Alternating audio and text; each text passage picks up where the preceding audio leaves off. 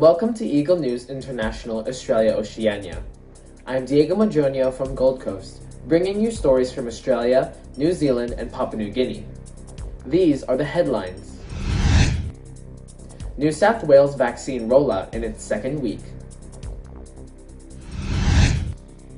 Rioting and looting strike in several provinces of Papua New Guinea. COVID-19 restrictions relaxed in New South Wales schools. Logan City unveils plan for 2032 Olympics. Filipino students in Macquarie University promote Filipino culture. And Townsville's Anderson Gardens offer a walk to enjoy the dry tropics.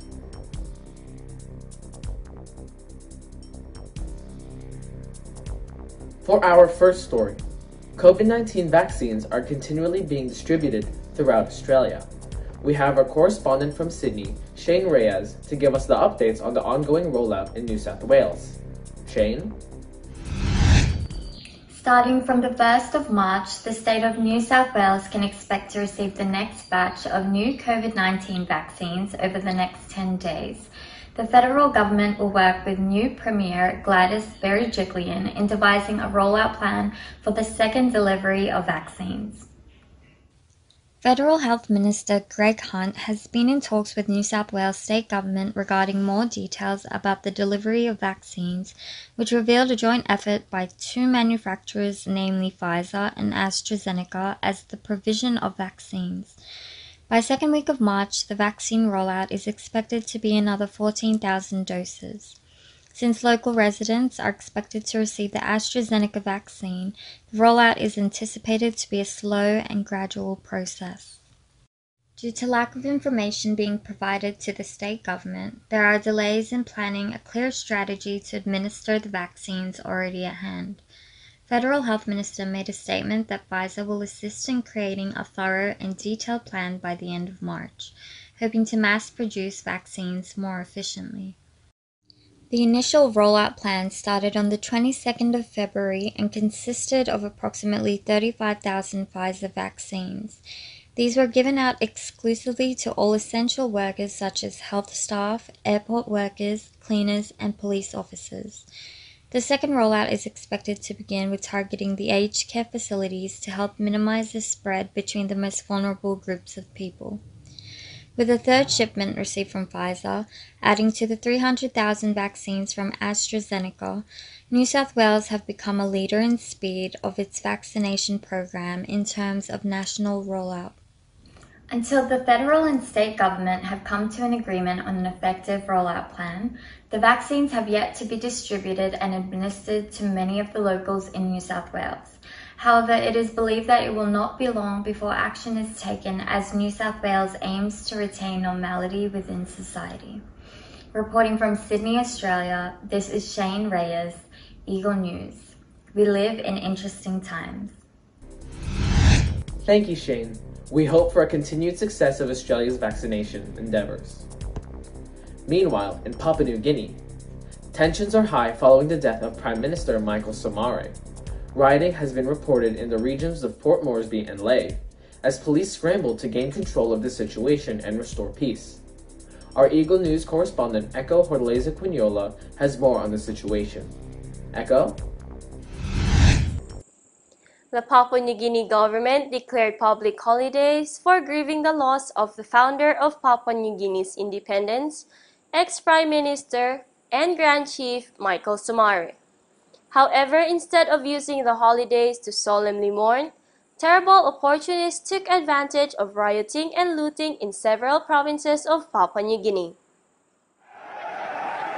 The scheduled public holiday in Papua New Guinea brought an awful situation in some provinces of the country. Rioters and looters, particularly in Port Moresby, Lae, and in Kavig, attacked shop owners and destroyed cars and other important belongings. They believe that no shops and business firms should be open and be of service to the public. These people were reported to be angered by disobeying or disrespecting the call of the government to totally mourn for Sir Michael Sumare's passing. All Papua New Guinea came to stand still to show their last respect, while the others were opening up for business. That's why people were in their mindset, they thought, why did they do that when the Grand Chief passed? So in that case, they looted all the stores at Gordon's, and some other happenings were happening at Tumai Hill, Badeli, those areas in Port Moresby. Back in late 2000, I think we need to increase security, and also when we say a national holiday, everybody need to comply to that national holiday. The best way to handle the looters, maybe in the future, if there is a national holiday, business houses should shut down, comply to what has been said. Or by security perspective, we need to increase security on ground. If there is a public holiday and somebody wants to open up for business, we have to increase police presence, or even the security guard. The local residents wish for looters and rioters should stop. Papua New Guineans believe that the Grand Chief will not be pleased with this kind of uncivilized behavior if he was alive. Meanwhile, the body of the Grand Chief, Michael Somare, will be flown on a charter flight and will be laid to rest on March 12 in his hometown, Kerrere Heights, Wewak.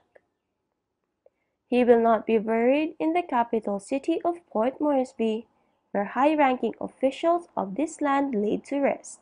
His family and the Papua New Guinea's present administration will grant Sir Somare's last wish to be brought to his beautiful and adorable province, where he calls my home. Being united as one country, one nation, and one people is the best way to honor Sir Somare's good governance. He gave more than 60 years of his life in serving the people of Papua New Guinea, in which we must treasure. Reporting from Port Moresby, Papua New Guinea, this is ECCO HORTALEZA QUINOLA Eagle News. We live in interesting times. Thank you, ECCO. We wish you safety and may the situation there improve. Back in Australia, students in New South Wales returning to school campuses following the summer break will be glad to hear that COVID-19 restrictions are easing up as a result of Australia's successful campaign against the virus. Our correspondent Rhea May David is here to report more on the story. Rhea? As COVID-19 remains under control in New South Wales, further restrictions have been relaxed following consecutive days of 0 cases. New South Wales Premier Gladys Berejiklian announced changes to COVID-19 restrictions in New South Wales schools. The changes of restrictions include parents allowed on school grounds and activities such as singing while dancing. Parents are also allowed to attend school sporting events, and limitations in group singing and in-class and chanting have been permitted. Schools are also allowed to host and facilitate dance classes, balls, formals, and social events, as well as gatherings for parents and the community members for the school events such as P&C meetings. The advice remains for everyone to continue adhering to COVID-safe instructions to do their part for the community. Education Minister Sarah Mitchell advised parents that despite the easing of COVID restrictions, parents must continue to function in a COVID-safe way. Despite the successful achievement in managing COVID-19 throughout New South Wales schools, there is still no room for complacency. Reporting from Sydney, Australia, this is Rhea May David, Eagle News. We live in interesting times.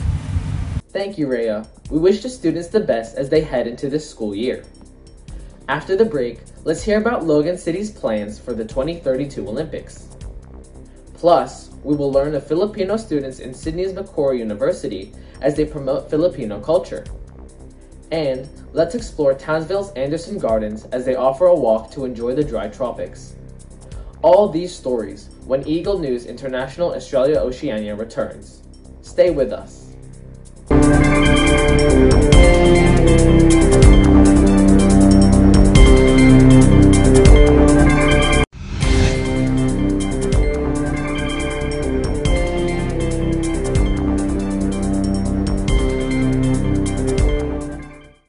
Welcome back. You are watching Eagle News International Australia Oceania. With the International Olympic Committee announcing Brisbane in Queensland, Australia as the preferred candidate to host the 2032 Olympics, the Mayor of Logan City has high hopes and great expectations for the event. Our correspondent from Logan, Miyako Ong, is here to elucidate the details. Miyako? The state of Queensland is set to be the next venue for the Olympic 2032. In the city of Logan, rapid development opened plenty of opportunities for the Olympics. With employment, infrastructures, and investments can make Olympics happen in Logan in 2032. Olympic competitions and training such as canoe slalom, boxing, and freestyle BMX is believed to be hosted in Logan, according to Mayor Darren Power. Hosting of events, catalytic transport infrastructures, accommodations, training venues, and legacy-related opportunities will be developed as the Logan story to boost Logan's tourism and infrastructure. City Mayor Darren Power believes that this could be a game changer for the city of Logan, Queensland, and Australia. The City Council has invested effort, time, and money to have a positive outcome for Logan City.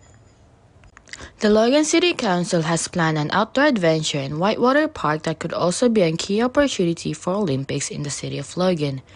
The indoor sports venue, Outdoor Adventure and Whitewater Park, is located at the west of the city in areas that have significant population growth, such as Yarrabilba and Greater Flagstone.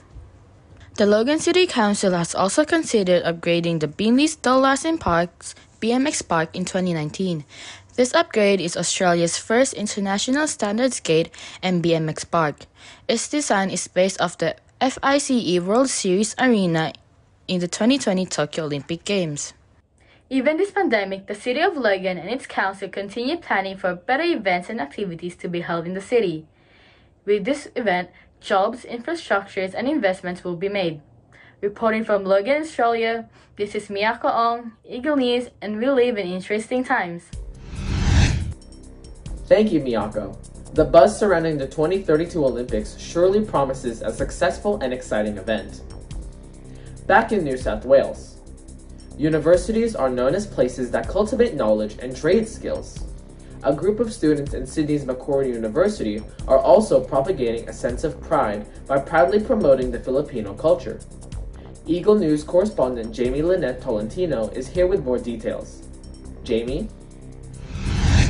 Embracing and valuing their culture, Filipino students in Macquarie University here in Sydney share importance of Filipino culture in every student in campus. Creating the Society Filipino Student Society of Macquarie University, also known as FSS, they aim to welcome both Filipino and non-Filipino students who are interested in learning about the cultural heritage of the Philippines. I've been with FSS MQU since last semester as a member, and I actually ended up joining the team last semester. It was actually through a friend of mine who recommended me to join the team since they had a Director of IT role open. And actually I'm studying a Bachelor of IT at the moment, so I thought it would be of my greatest interest to gain some knowledge and gain some experiences in which I can take to my future employment. And not only that, I can also gain some friendships along the way with my fellow Filipinos. By appointing online activities, fundraising, social gatherings, and having a partnership with other societies to promote about the cultural heritage of the Philippines. And I'm the current Director of Social Cultural Engagement at FSS, and my role is to basically create events for the society. So I've been a member of FSS for around 6 months now, and I mostly joined because I was kind of looking for that sense of community and that sense of belonging or support system, especially considering how I've never been to Australia before, and studying in an entirely new environment is something that can be really difficult. So it's good to be able to have that group or that sense of belonging with people who are similar to you and who share certain values and certain traits. And I think that that sense of community and support system that FSS provides for its members as well. Filipino Student Society of Macquarie University held several events to show the Filipino culture to everyone. They participated in a week of Macquarie University, welcoming all the new members, having social gatherings or online gatherings. They also held Palarong Pinoy, karaoke nights, and FSS Got Talent. Now, I can't speak for the founding members of FSS, but what I do know is that the society was established as there needed to be a student body who was passionate enough to bring together the Filipino community here within the Macquarie University community. And so we've been continuing to do so up to this point, and we will continue to do so in the future. And by participating to these activities, all Filipino and non-Filipino members feel the presence of the Philippines. Because of this society, Philippines and its culture are very well known around the campus, and the members are gradually increasing tremendously. So if you're studying in Macquarie University and is interested in learning about Filipino culture, then perhaps Filipino Student Society of Macquarie University is just for you. Reporting from Young Australia, this is Jamie Lynette Tolentino, Eagle News. We live interesting times. Thank you, Jamie. Seeing the Filipino culture being represented fills us with nationalistic pride. Heading on to Townsville in Queensland. Boasting 25 hectares of land, the Anderson Gardens are known as Australia's largest botanical gardens. Famous for its dry tropical plants and species native to that climate, the park is sure to be an exciting experience for those who wish to visit. Our correspondent ALYSSA Ventura has more to say. ALYSSA? Taking a walk outside here in Townsville's Anderson Gardens to enjoy the fresh air and greeneries might be a way to break out of our mundane routines. This park is dubbed as the largest garden here in the city, boasting its diverse collection of flora. Let's take a look and see what this place has to offer. Anderson Gardens was first initiated around the early 1930s after the original land was acquired from the Water and Electricity Supply Department. The place was named after William Anderson, the first curator of parks here in the city of Townsville. The park measures 25 hectares in a rectangular shape, making it the biggest garden in the city. It boasts natural and resilient beauty of the dry tropics through its diverse collection of native flora found within the region. Anderson's Gardens is known for its vast cultivated collection of pandanus, a group of palm-like trees which are all grouped together in various feature areas including Cape York Collection, Roadside Kid Garden, Giant's Walk, Grand Avenues, and tropical orchid and economic plants. Anderson Gardens is located in the suburb of Mandingbara, a 15-minute drive from the city's central business district. The park also offers facilities such as picnic areas, 10,000 steps track, internal car parking, and parkland spaces for events. The gates of this place are open to the public between sunrise and sunset. We hope you all have enjoyed our small excursion here in Anderson's Gardens. Reporting from Townsville, Australia, this is ALYSSA Ventura, Eagle News. We live in interesting times. Thank you, ALYSSA, for taking us through those beautiful sights. And that concludes today's program.